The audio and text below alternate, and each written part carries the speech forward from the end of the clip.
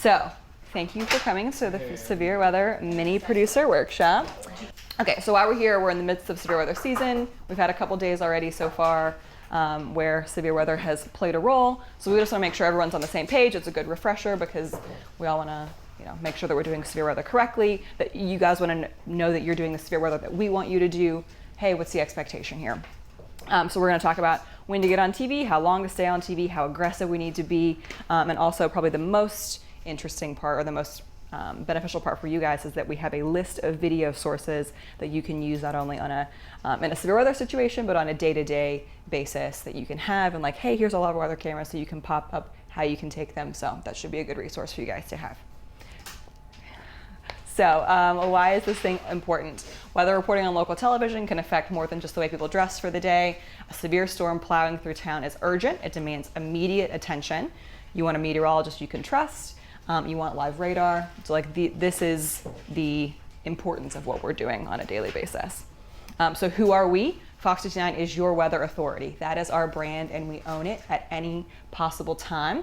Whenever you can sell the fact that we are Central Indiana's largest team of meteorologists, do that. The terminology you use matters too. It's your weather authority forecast. They're a weather authority meteorologist. It's live Guardian radar. I see a lot or just like people will drop, it's radar or it's Guardian radar. It's always live Guardian radar. That's our brand. Sell it that way. So why is severe weather coverage important?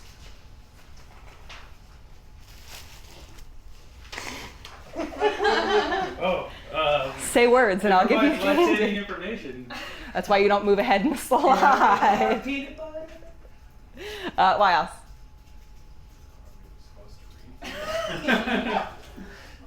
Yes, sure.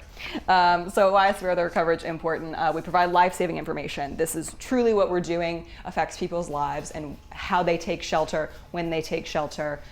They need to know what's going on because they need to be able to plan their lives for that. You're just so excited about this, I know. We must be accurate and aggressive. Again, these are storms that could be potentially deadly, very damaging. People need to know where to be and when.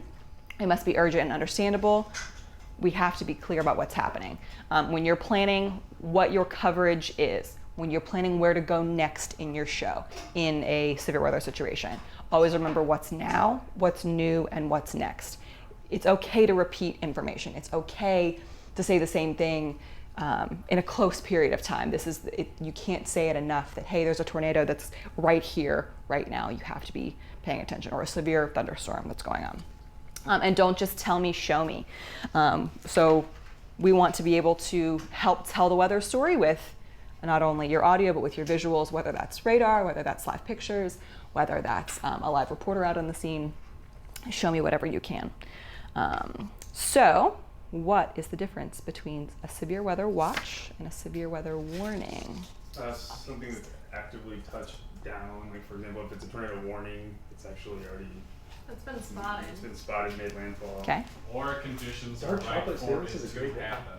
Or If it's there's on the warnings handed out radar without a tornado indicated. spotting, as is often the case with severe weather. With a thunderstorm, the watch is obviously just the fact the conditions are right for the weather of that certain type. Put your hands up. He's very concerned. I was like trying not to pelt her in the face with it. Okay, the next one too. So yeah, so a watch means that the potential exists for the development of severe thunderstorms or tornadoes. Conditions are favorable for severe weather. I like to remember that by saying we're going to watch and see what happens. Sure, right? And a thunderstorm or tornado warning means that severe weather is imminent or is already occurring. The weather has developed. So obviously a tornado or thunderstorm warning is more urgent, and your coverage should be more urgent because of that. Often, when you see a tornado or a thunderstorm or tornado watch, we cut in, we do a quick little nugget. If we have a tornado warning that's active, that's going to be a longer continuous coverage type situation. So when deciding, yes, you're good. So when deciding what to do, remember that severe weather is coverage, severe weather is coverage. Severe weather coverage. Severe weather coverage is breaking news that impacts everyone. I'm sorry, it's very early. And should be treated as such. This is the thing, this is the number one driver that brings people to local news, is weather and severe weather. So owning this, selling this, is what has been very successful for our Fox side and what needs to be successful on our CBS side. We need to be the authority that people come to whenever something happens. So let the weather event dictate your coverage, but we want to be aggressive. We want to sell this. We want to really sell that brand that we are the authority when it comes to weather. So don't be afraid to throw out your rundown. You got a new weather warning in the C block after you just did big weather. That's okay. Hit it again. Do it again. Don't be afraid to show or say the same thing again. You have updates in every block. It doesn't have to be super long. I mean, if you've got, a 30-second radar bump in or out of a break, anchors can read over some, meteorologists can read over the others. Maybe you have pictures that you can show. Do 2 in this block, 2 other ones in that block. Vary up what you have and what you can show. Doesn't always have to be a reporter. Doesn't always have to be a long weather block. Anything that you can do to continue the coverage, it's going to be beneficial. Don't be afraid to do too much. I would say that when you're questioning, should I go? Probably. We can pull you back. It's a lot easier for us to say, okay, we can stop that now, as opposed to go, go, go, go, go, get on. Like, we can stop that momentum, but it's harder to start it up. And if possible, I think your directors might thank you for this, especially if you are out of a newscast, work out of a severe weather rundown if possible. A lot of that pertains more to the afternoon shows when we have something happening in the afternoon that, if it pops up at noon, we create a rundown for the directors to be able to work out of. There is a rundown already created for both sides that has some coding done already, so it's a lot easier for them to be able to get on TV super quickly. So what are some of the things that you can show or use during severe weather coverage to help reinforce your weather story? You can take phoners from your staff. You can take phoners. Spotters. Okay. Digits. You can do a digits. Live pictures from the field with bump shots, reporter shots, whatever. That was a good catch. I'll share. That was Radar. good. Oh, thank you. Radar. Anything else? If there's power outages, the outage maps, oftentimes since the Department of Transportation has Oop. like road conditions sometimes. Sure. Map thing. Yep. We'll get pictures from viewers so that you can throw those in. Sure. A live news conference from the mayor and/or governor if several parts and/or areas of the state have been severely impacted. I'm going to give you this, but that was extra. Bonus. Okay, you get it. So yeah, you can show live Guardian radar. If we're in a severe weather situation when we've got active weather happening, please continue to show me radar. If you've got pictures, if you've got something else to show, great, put it in a box. Radar is often the most important thing that we do because that's what people are needing to see over and over. You see big red and green and yellow blobs. Right, and if it's coming towards your house, you do want to know exactly where that is. The meteorologist can still track it. So you're not getting rid of that information, but you're still able to show them, hey, we're getting, this storm has produced hail 20 miles east of here, west of here, whatever. And this is coming towards you. You can expect the same kind of thing. Live pictures from your crews in the field, from your the list of stuff that I've given you. So if you want to go to the very last page or the last 2 pages of the not the slideshow handout, but the last 2 pages. other handout page, yeah. So it'll say like live video sources at the top. This is something that we have never really had before, like a list of here's all your weather sources, how you can take them, how you can access them. So I thought that was really helpful because a lot of these I didn't even know that we had access to or how to get them on TV. So a couple of the ones you're very familiar with, we have this new roof cam on top of the station. So if you haven't used that yet, that's available to you. We also have our downtown tower cam that we use all the time. Pagoda cam, if and when it's working. In-dot cameras. Even when they're working. Hey, right, We're not for it. day parts, it's fine, it's fine. You can always box in-dot cameras too, be able to show 2 of them from 2 different sides of town or 2 different areas if you need to. Websites, pictures, video, Skype, Digix, and of course your crew in the field is going to be able to give you some live pictures as well. So then there's this whole chunk of cameras that are accessible by your meteorologist on the weather computer. So these are going to take you coordinating with your meteorologist to be able to pull them up on one of the maxes. On Fox, we have 3 maxes, which means that consider that your meteorologist always has to be on one of them. So basically there are 2 extra. So you could take 2 of these cameras back to back, 2 different ones, in addition to your meteorologist on Fox. On CBS, we only have 2 maxes, so meteorologist on one of them. There's only one other video source that we can take. I think traffic is, Yeah, The on other the one? CBS side. traffic Possible. is the second Okay. one. so I think in the morning we don't have. Okay. So if you're in a situation where you're already doing weather or traffic, then okay. If you're in a situation where you're like, hey, we're in a severe weather spot, can you pull up whenever you can? I would like this camera. We've got a tornado, or we've got weather in Kokomo. Can you pull up the Kokomo cam for me? The middle chunk you can actually preview on our website. So you can say, oh, that's a good picture. I want to take that. Can you pull that up for me? The other ones down here at the bottom, you cannot preview without going to talk to your meteorologist first. We're trying to figure out a way to get those in an accessible place for you, but as of this moment, we do not have them. But again, and easier when you have 2 meteorologists to be able to pull up stuff. Go ahead. These middle cameras, can you put those in the Skype computer? Well, like for You can example, put them in they the don't Skype- have Max 2, that they Yeah, we should be able to pull them up from just our website Right. into a computer and take that live. You're welcome, Siri. Thank you. Another option to be able to take. Also good when you are talking about, website and app and all of these things. They're all accessible on those and we can push to a web. Yes. Phoners, I think someone said phoners already. There is an updated EMA contact list in your control room handbook. I've put that in there recently. Also, if you haven't checked out your control room handbook in a while, just flip through it, see what's in there. I think it's very helpful when you're stuck in the booth for a while and you need to be able to call someone, go through. There's procedures and stuff in there too, so you can use those. I put anchors and meteorologists. Use them to your advantage. Pull your anchors in, make sure that they can help get the meteorologist a break, so you can kind of coordinate back and forth with them. And then when we have more than one meteorologist to take, again, being able to take 2 helps us sell that we are the largest team of meteorologists, helps us sell that brand. So I put asterisks next to social media accounts and viewer video and photos because there are some copyright laws that we have to be careful of when we're trying to take stuff to air. It's frustrating, I think, because we want to be able to say, oh, someone just posted this picture to our Facebook page. I want to put it on right now. It's a great picture of hail, or it's a great video of, a Starbucks building falling over, right?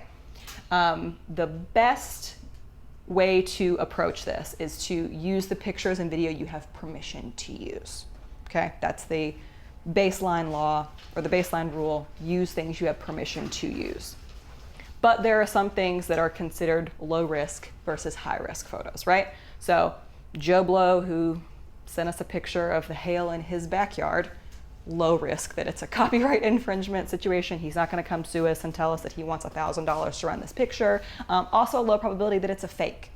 Always have to be careful that if something looks too good to be true, it probably is. We actually did get this picture last week, 2 weeks ago, the last time we did severe weather stuff. And it just looked a little too good to me. One, it may be true. It may be a real photo that someone took out of their yard.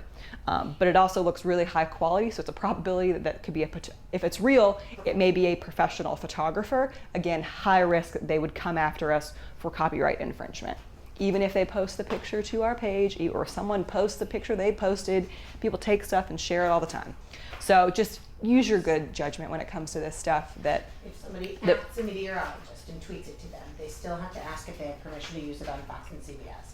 If it comes onto our Facebook page, even if we're soliciting for photos, we have to respond to that person and ask if we can take that live. Most of that will originate at the desk and should originate at the desk with the digital crew.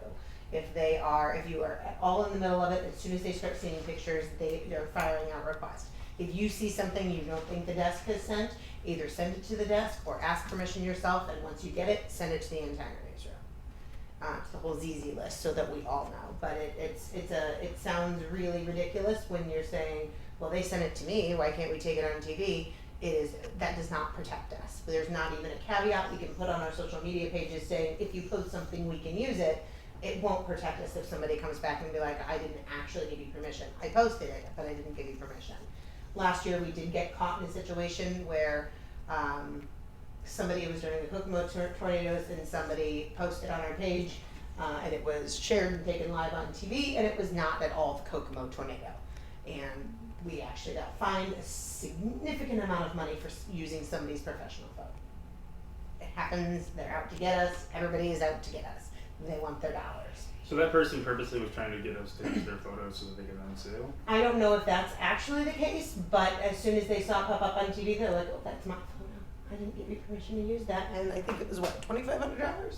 I think Something like that? I think it was like a picture of like the Henryville tornado too. So you have to get, or like, is it a picture of a tornado? Probably. Is it a picture of this tornado or this storm system today? TBD. So having that conversation with them, it's also a good way to say, oh, is this your picture? And they're like, oh no, it's my cousin Susie's picture. And you're like, okay, well, like, does Susie give us permission to use that? Because you can't give us permission to use her photo. Same with all those viral YouTube videos. You have to find the original source and get that permission to say yes. It's cumbersome, it's annoying, it takes time, and when you're in this situation, that sucks. Like, we get that, we've all been there. Like, I wish that I could just take stuff live to air all the time. It's so much easier. But there is a legal and a financial risk for it. Also, you want to make sure you're not putting fake stuff on TV. So do the due diligence about it. Clarify, pulling it up on the Skype computer via our Facebook page still does not protect us. It still goes on TV. I know. That's why we clarified extensively low risk before we photos walked versus into high risk photos. If we're taking something like this hail picture, probably not going to be an issue. But that's a thing that where you have to go, okay, is there any language involved here? Did someone hide a nudie pic in between some storm pictures that they thought would be? People do that. I don't know. Like, I've seen it happen. I've seen people like scroll through Twitter and be like, hail, hail, hail, genitalia. Hail, hail. Like, you can't. This is real life, okay? It's why we have this seminar. We need to talk about it. Seen that before. I've seen it. Yeah. So, okay. Any questions about this part? I know this is like probably the most legalized. Yes, dear. Why do they always have to include something in the hail photo for perspective? Because they want. You answered your own question. Because hoarder Hoarder size versus die Guys, versus Henry's golf got hail. ball. I can put two and two. Maybe he hasn't believed our chant. That's Yeah, true. you know. Maybe Where we're did he not hang small Or very hands. tiny hands. You know, that's Where the hail looks low. I've heard about some of these Just kinds saying, maybe that's something we address. All right. Put your camera to the side and keep Okay, your quarters. so when should you get on TV? As a producer, never. It's 6:09 p.m. So don't get 6:09. In a. but okay, time just regarding the timestamp. Gotcha.